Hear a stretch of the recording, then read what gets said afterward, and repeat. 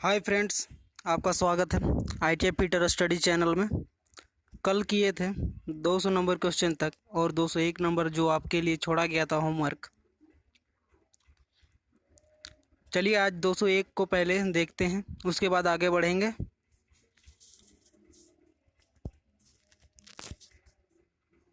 Sheet metal work में सहायक उपकरण का नाम क्या है?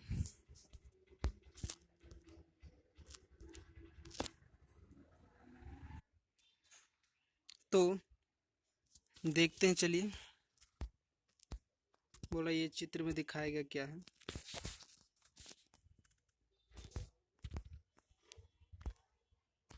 Option number A funnel stake, option number B hatchet stake, option number C half moon stake, option number D round bottom stake. तो ये जो चित्र में दिखाया गया है इसको कहा जाता है half moon stake. Half moon stake कहा जाता है, जो ऑप्शन नंबर सी होगा। इसको कहा जाता है half moon stake, half moon stake. चलिए आगे बढ़ते हैं 102 नंबर की ओर। आइए,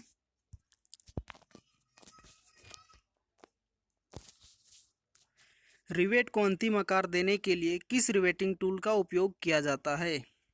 option A drift, option B dolly, option C rivet set, option D rivet snap. तो रिवेट को अंतिम आकार देने के लिए रिवेटिंग टूल होता है जिसका प्रयोग करते हैं, वो है रिवेट स्नैप का प्रयोग किया जाता है। ऑप्शन नंबर डी होगा रिवेट स्नैप। आइए आगे बढ़ते हैं 203 की ओर। इस रिवेटिंग दोष का नाम क्या है? इसमें देखिए, इसमें एक दोष है जिसको बताना है कि इसमें कौन सा दोष है। ऑप्शन है सैंक पर बहुत कम अलाउंस, ऑप्शन बी सैंक पर बहुत अधिक अलाउंस, ऑप्शन सी रिवेट का सिरा सैंक के साथ केंद्रित नहीं है। उसके बाद फिर ऑप्शन डी में है रिवेट के सिरे सैंक के साथ लंबवत में नहीं है। तो बोला इसका जो है, इसमें दोष बताने के लिए बोला है, तो इसमें ये जो दोष है उसको कहा जाता है सैंक पर बहुत अधिक अलाउंस होने के कारण। सैंक पर बहुत ज़्यादा अलाउंस है, ऑप्शन नंबर बी होगा। आइए आगे बढ़ते हैं 204 नंबर की ओर।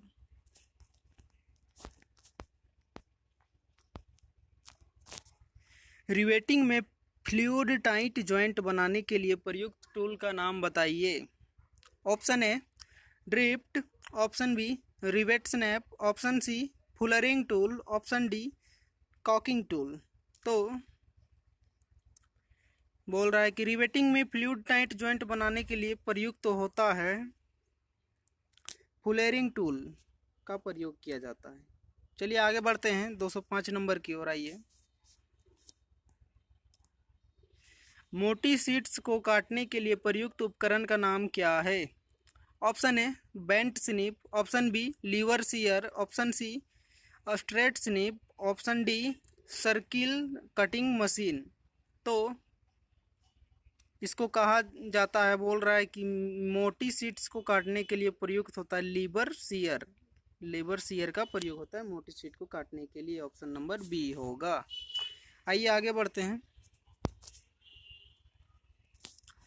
तीखे मोड़ जिसको शार्प बेंड होता है उसको बनाने के लिए किस स्टेक का उपयोग किया जाता है?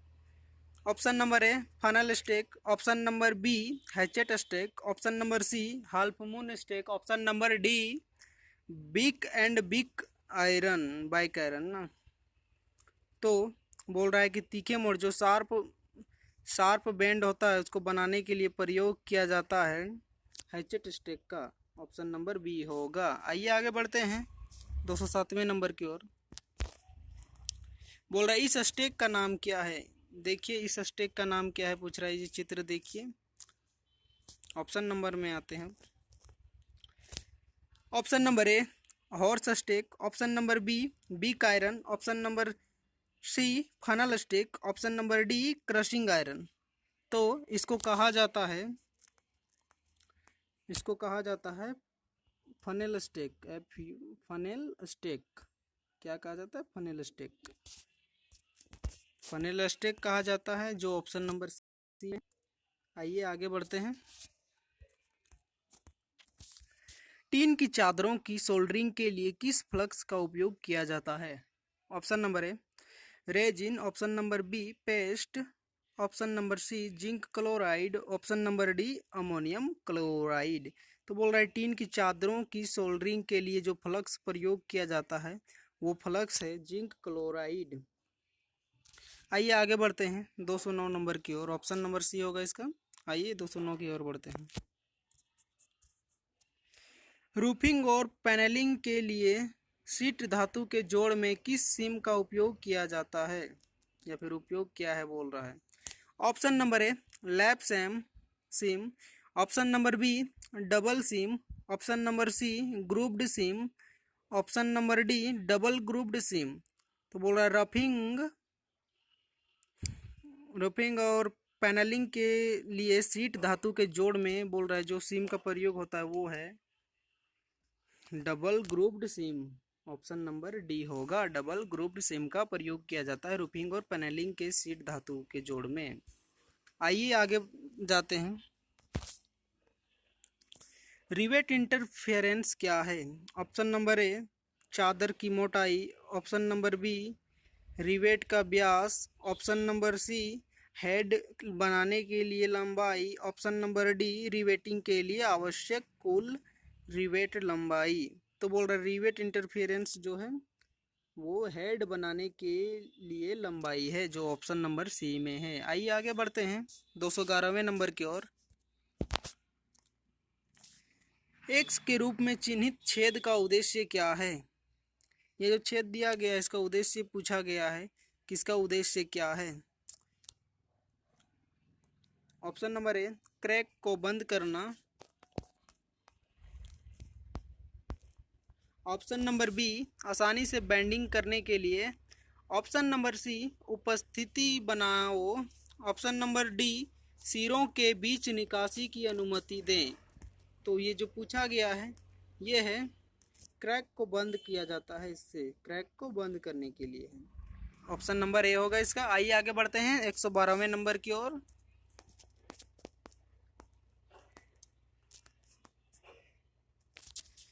दोषपूर्ण रिवेटिंग के कारण क्या है? ऑप्शन नंबर ए प्लेटों के बीच बर, ऑप्शन नंबर बी बहुत कम अलाउंस दिया जाता है, ऑप्शन नंबर सी प्लेटों का अनुचित जुड़ाव, ऑप्शन नंबर डी बहुत ज़्यादा अलाउंस दिया जाता है। तो बोल रहा है क्या बोल रहा है क्वेश्चन, दोषपूर्ण रिवेटिंग का कारण क्या है? बोल रहा है दोषपूर्ण रिवेटिंग का मुख्य कारण होता है कि प्लेटों का अनुचित जुड़ाव होने के कारण दोषपूर्ण होता है। ऑप्शन नंबर सी होगा। आइए आगे बढ़ते हैं 113 नंबर की ओर। साइड किनारे से पहली रिवेट की दूरी कैसे निर्धारित की जाती है? तो option number A 3 into rivet का व्यास, option number B 2 into rivet का व्यास, option number C 2.5 into rivet का व्यास, option number D 3.5 into rivet का व्यास। बोल रहा है साइड किनारे से पहली रिवेट की दूरी को निर्धारित करने के लिए प्रयोग किया जाता है 2 इंटू रिवेट का व्यास। ऑप्शन नंबर बी होगा, 2 इंटू रिवेट का व्यास प्रयोग किया जाता है। आइए आगे बढ़ते हैं 214 नंबर की ओर।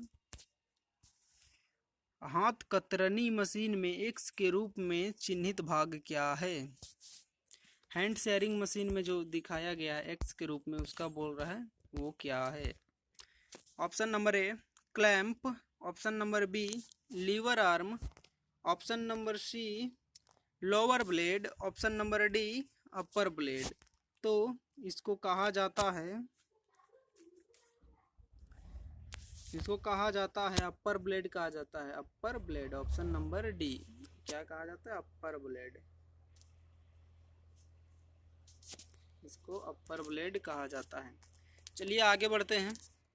शीट मेटल वर्क में स्टेक का क्या लाभ है?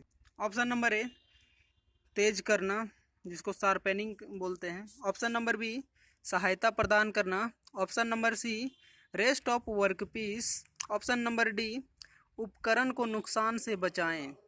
तो शीट मेटल वर्क में स्टेक का जो होता है लाभ वो होता है सहायता प्रदान करना। ऑप्शन नंबर बी होगा।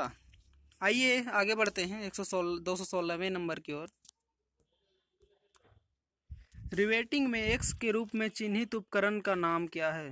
ना मतलब उपकरण जो एक्स के रूप में उसका नाम पूछा है। Option number A dolly, option number B rivet set, option number C fullering tool, option number D caulking tool.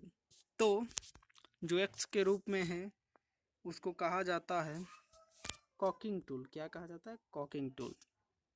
CAULKING caulking tool. चलिए आगे बढ़ते हैं। आइए 217वें नंबर की ओर। इस रिवेटिंग में क्या दोष है? इस रिवेटिंग में क्या दोष है? चलिए आइए ड्राइंग देखते हैं, उसके बाद बताते हैं इसमें क्या दोष है। ऑप्शन नंबर ए बहुत कम अलाउंस, ऑप्शन नंबर बी प्लेटों के बीच में बर, ऑप्शन नंबर सी प्लेट में छेद लाइन में नहीं है, option number D rivet body लंबवता नहीं है। तो इसमें जो है बोल रहा है कि क्या प्रॉब्लम है इस ड्राइंग में, ये जो दिया गया है उसमें। तो ये जो है बहुत कम अलाउंस रखा गया है, ये साफ साफ दिखाई दे रहा है, बहुत कम अलाउंस रखा गया। ऑप्शन नंबर ए होगा। आइए आगे बढ़ते हैं।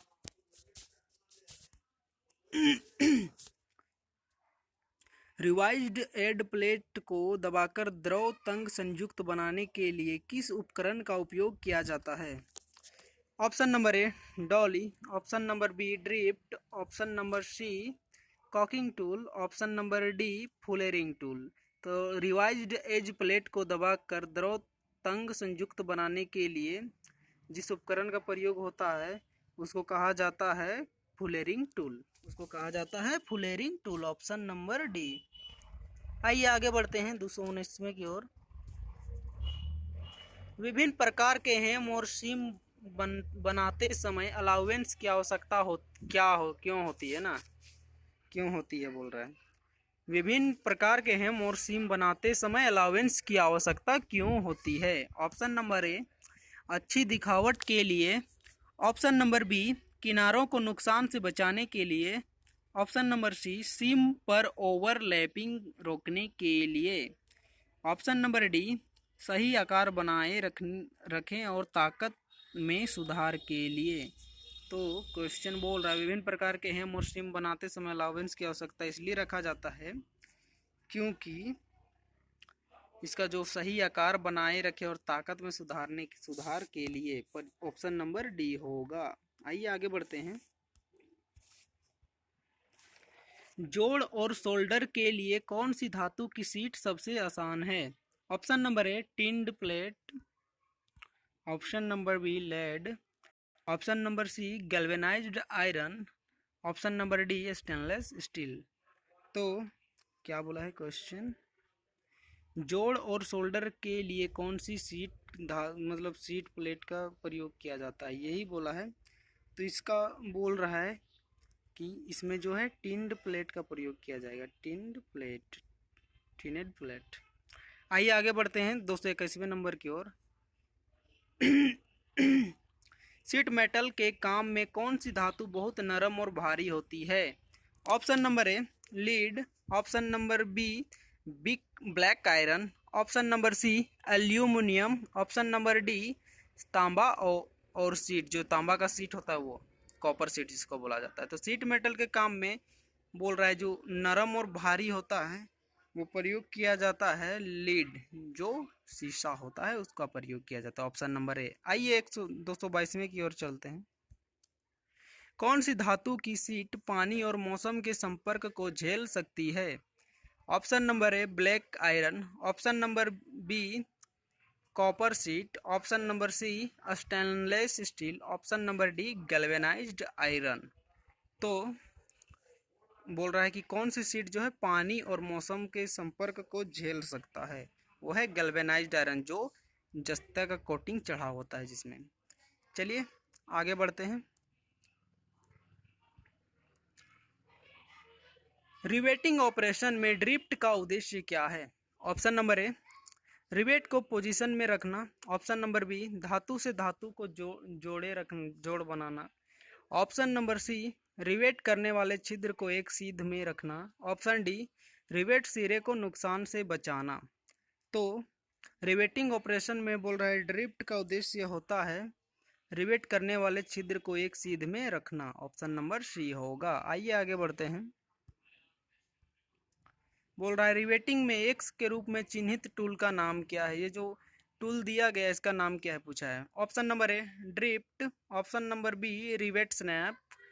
Option number C, caulking tool. Option number D, fullering tool. तो ये जो चित्र में दिखाया गया है उसको कहा जाता है क्या, फुलेरिंग टूल। उसको कहा जाता है fullering tool. Option number D होगा फुलेरिंग टूल। आइए आगे बढ़ते हैं। आज का आखिरी क्वेश्चन, कौन सा हथौड़ा रिवेटिंग के लिए उपयुक्त है। Option number A, plastic hammer.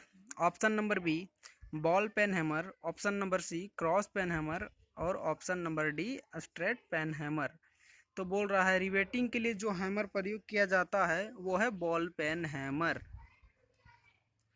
आइए आज के लिए आपका होमवर्क देते हैं। 226वां क्वेश्चन, शीट मेटल के कोने पर कौन सा नॉच 45 डिग्री के कोण पर काटा जाता है।